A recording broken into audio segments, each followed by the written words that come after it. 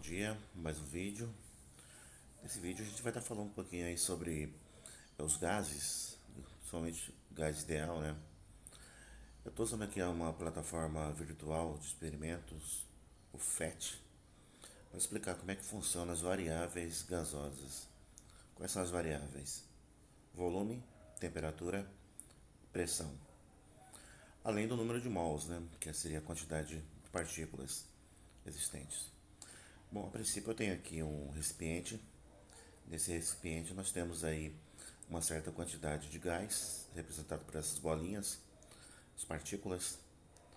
E nesse a gente vai analisar, fazer umas análises envolvendo a variação de temperatura, pressão e volume. E o que vai acontecer com essas bolinhas, né? Que são as partículas gasosas. Bom, observe a agitação das partículas. Observe que nós temos ali uma determinada temperatura, pressão e o volume, tudo constante, né? A temperatura se mantém constante. Observe que eu estou movimentando aqui o volume, a temperatura está aumentando, né? Então eu estou diminuindo o volume e aumentando a temperatura. Na verdade é assim, diminuindo o volume aumenta a agitação das partículas, aumentando então a temperatura. Observe a pressão também aumentou. Diminuiu o volume, aumentou a temperatura, aumentou a pressão. Se eu aumentar o volume, diminui a agitação das partículas, elas ficam mais frouxas, né? O espaçamento aumenta. Eu estou colocando agora um aumento aliás, uma redução de temperatura. Observe que a agitação das partículas diminui se diminuir a temperatura. E se acrescentar gás, se acrescentar mais partículas, a agitação aumenta até chegar no momento em que o recipiente não aguenta. Nesse caso, nós temos aí um recipiente aberto, na qual a temperatura se iguala com o meio externo. E a pressão também se iguala com o meio externo. Bom, o que está variando aí é a pressão, a temperatura e o volume. Vou colocar um pouquinho mais de gás aqui. Observe a agitação das partículas.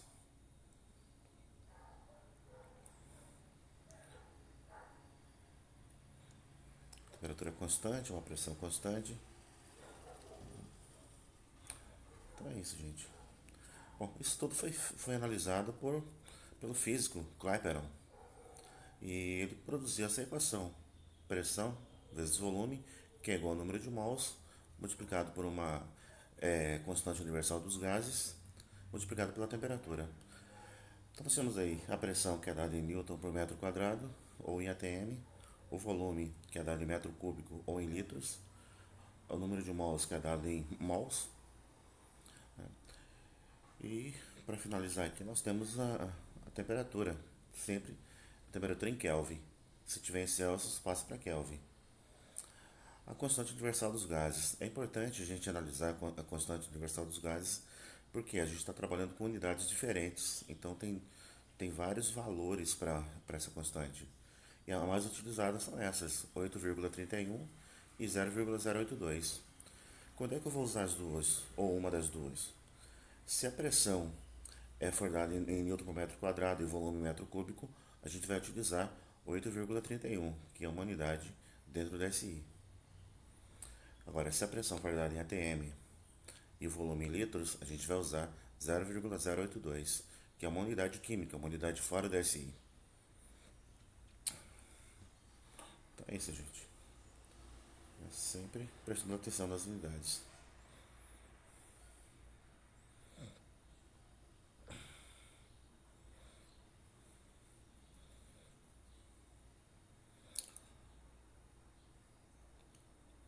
Bom, Clapeyron, em seguida, ele fez aí alguns experimentos, né? Utilizando aí duas situações. Ele chamou esses experimentos de transformações gasosas.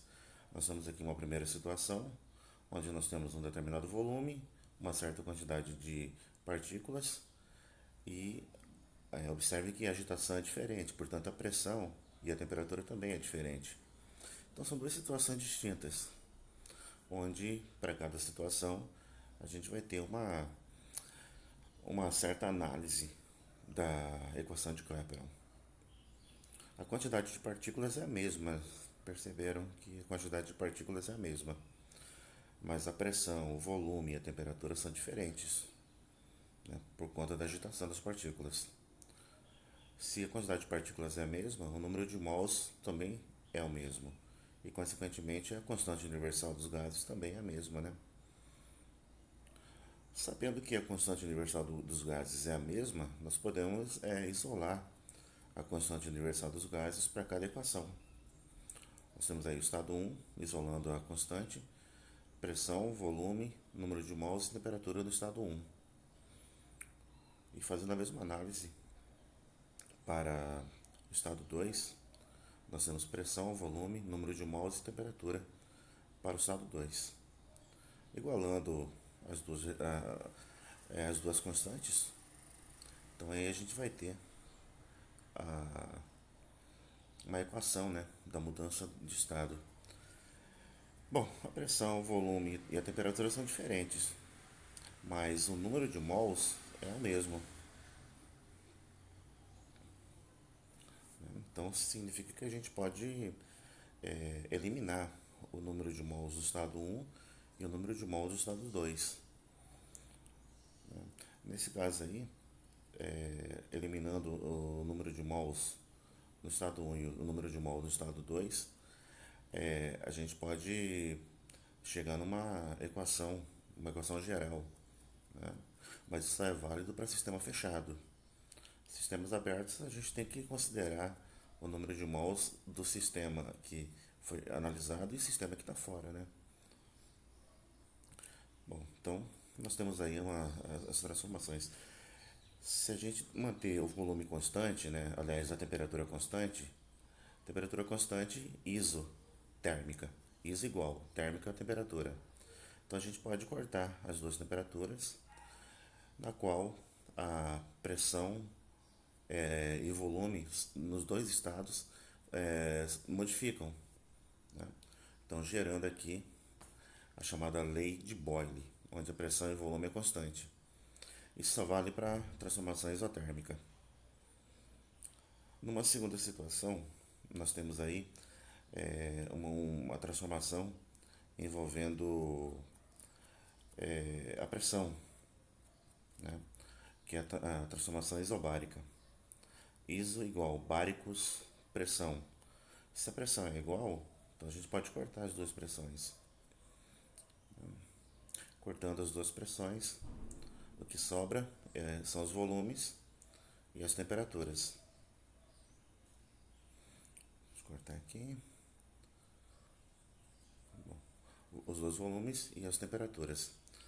Bom, quem pesquisou isso foi o físico chamado Gay-Lussac, onde o volume, a razão entre o volume e a temperatura sempre será constante.